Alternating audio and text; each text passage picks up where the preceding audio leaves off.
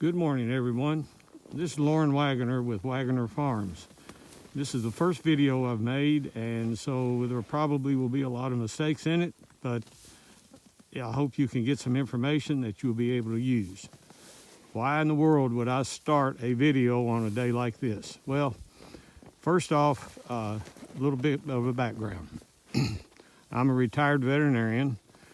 I practiced 30 years in what essentially was a fire engine practice for livestock. That means you wait until something happens and then you go out and try to correct it. That became very tiring to me. I just didn't get the joy out of it that I first started with, and so after 30 years I retired.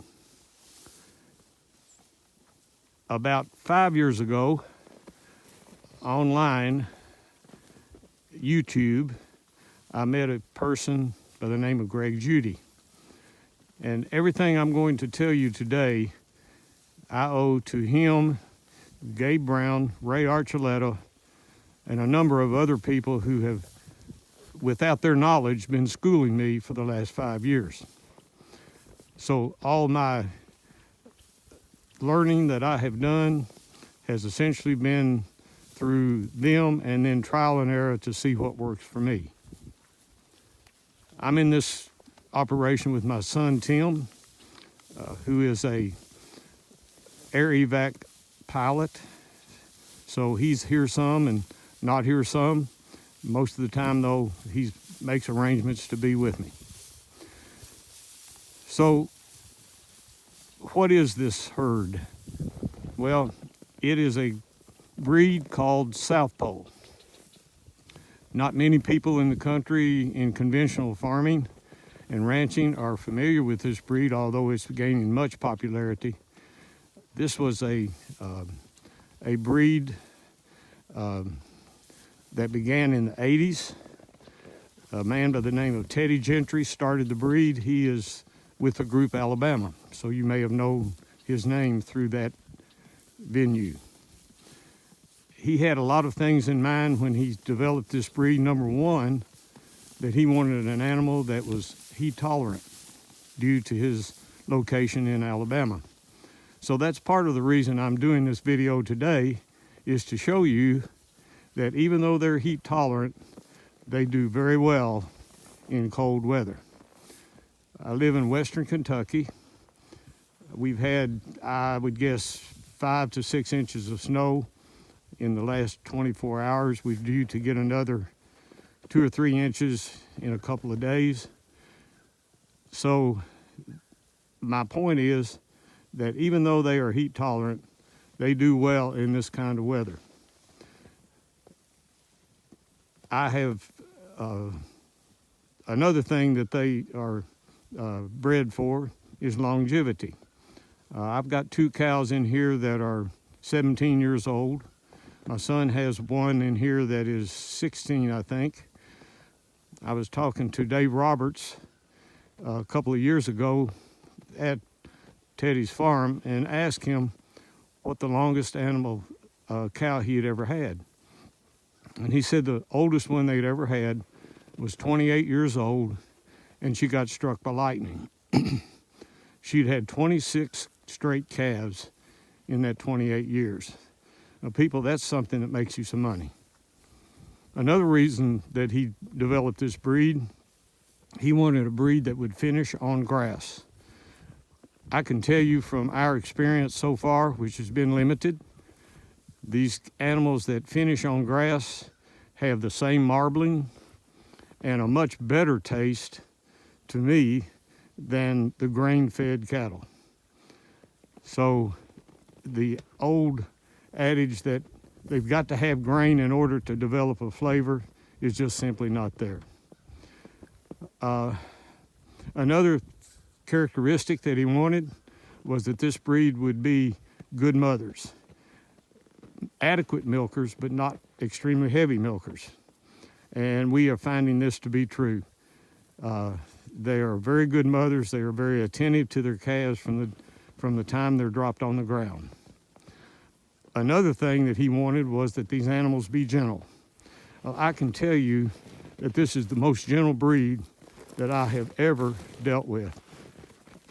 Any of these cows I can walk up to and they hardly even raise their head. If they do, a lot of times it's to sniff my hand and see if I might have a handout for them, which I generally don't.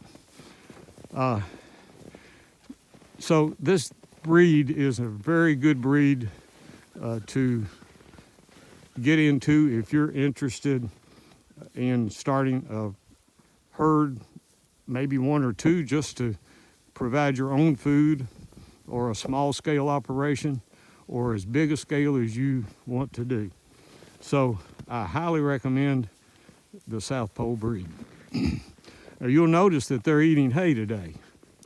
Well, I put the hay out this morning just to give them some fresh food to eat. When I came out here, I did notice something. I had put out a roll of hay yesterday morning, and I'll show you this ground. You can see where this ground has been really worked over. Well, they have dug down in there and got the hay that was covered by the snow. So the old adage that they can't survive in snow unless they're fed hay, again, is proven false. This hay that we're putting out is a supplement at this point in time due to ice that we had prior to the snow. The ice covered the grass that we were feeding them, stockpiled grass, and they couldn't get the grass because of the ice that was on it, so we were forced to feed some hay. However, we have enough stockpiled grass this year that, barring more ice storms, once we get this melted, we won't have to feed any hay again. We always have hay in reserve in case something like this happens, and I would highly recommend that you do that. Don't try to start stockpiling grass and rely on that entirely, because Mother Nature has a way of fooling us a lot of times. So that's kind of a rundown of who we are and what we're about. I will say this: I had essentially lost interest in agriculture because of the methods that were being promoted, which essentially is fight Mother Nature. If you have something go wrong, then it must be Mother Nature's fault, and you've got to do something to kill that and get rid of it. But what we don't know is that when we do that, we are essentially killing the protection that Mother Nature puts out for us due to the practices that we're doing. And in the process of doing that, then we become the victim and think that Mother Nature is against us. I got excited again about agriculture when I started looking into this about 5 years ago, because I quickly learned that we are not cattle breeders. We are not cattle ranchers. We, if we are doing it right, are not grass farmers. We are microbe farmers. And so everything that we can do to improve the microflora in the soil will lead to better ground, more diverse ground, and a higher nutrition in the grasses that are produced, which in turn makes the density of nutrition in the meat that we eat from our cattle much better.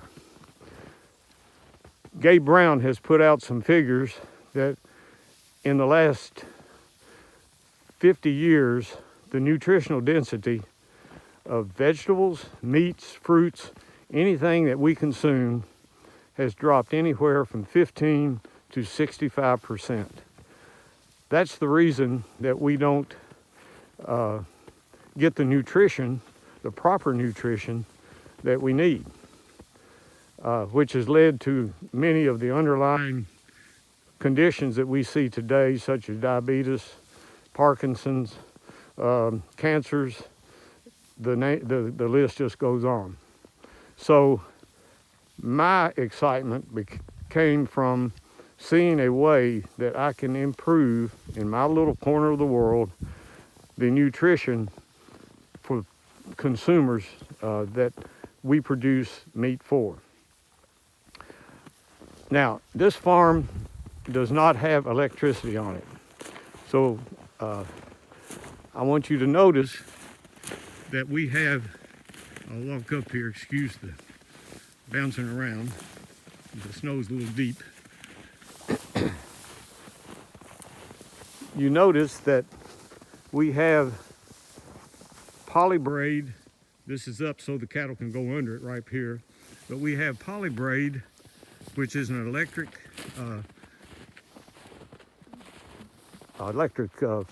fence, I guess you would say. That is electrified, obviously. So how do we do it? Well, Cyclops is the brand of charger that we use, and I highly recommend it. It is really a good one. And we're doing it through solar panels. Now, the problem is that solar energy doesn't produce to the extent that your 110 does. The maximum that we can get in a solar charger is 8 joules. The ones that we have hooked up to electricity delivers 36 joules, so that's quite a difference. This is the unit that we fixed up. It has 2 solar panels. That's to catch the sun every possible minute of the day. You can see that they're aimed just slightly different. And my son formed a carrying apparatus for it out of an old barbed wire unroller that I had used previously. It works really well. We've got a tool case that the battery sits in and the charger, and so it's all enclosed. It's a waterproof one, so you don't get any moisture inside. There's a switch on the outside, and when you want to turn it on or off, you just reach up and click the switch. So I thought I'd show that to you just as some information. If you're on a place that has no electricity, that does not mean that you cannot set up paddocks and move your cattle. And that leads to moving cattle. You can see I've got step-in posts and the polybraid going around. This particular area we had hay in there to start with, and we had to fence it off so the cattle couldn't get in there, but the cattle are gone now. I just haven't moved that yet. But we set up paddocks and move the cattle in the wintertime every day to 2 days. In the summertime, in the springtime particularly, we will move them 2 times a day to try to take advantage of the early growth of grass and keep it from heading out. So we move them quite often during that time. Now, I know that sounds like a lot of work to a lot of you, and particularly those of you who may be doing grain farming also. That comes in at a time that is very busy for you. However, setting up paddocks, you can take, if you have enough of the polybraid, you can take as many reels as you want and set up as many paddocks as you want at one time. Then it's all a matter of just opening up the next paddock and calling the cattle, and they will move through. It's amazing how quick they get acclimated to that. They're looking for you every day because they know that you're going to move them, and when you open up the fence to let them through, they just quietly walk on through. So it really works well. There'll be more about this later on. For now, I'm going to sign off. I need to go break water because these cattle are going to be, or break ice. These cattle are going to be thirsty very shortly, and I want to have the water ready for them when they get there. So I'm signing off for now and hope to make another video later. Goodbye.